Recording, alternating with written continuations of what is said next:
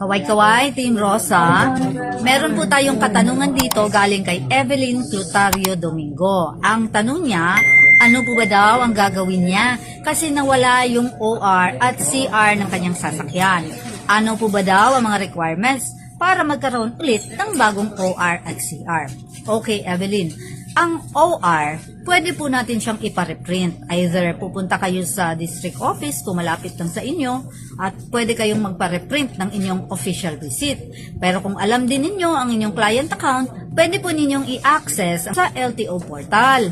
At doon po ay pwede tayo mismo ang mag-print ng ating OR. Pagdating naman po sa Certificate of Registration, medyo madugong usapin. Ikukumpara natin sa mga titulo ng lupa, kumbaga yan ang titulo ng inyong sasakyan. Kaya pag yan ang nawala, trabahoso po.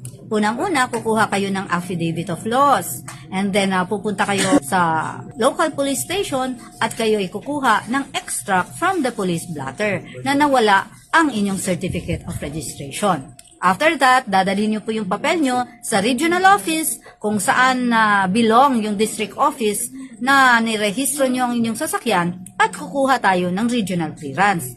Pang-apat po na requirement ay ang pinakabago na laman ng memorandum na inisyo ngayong taon lang, which is yung PNP HPG clearance.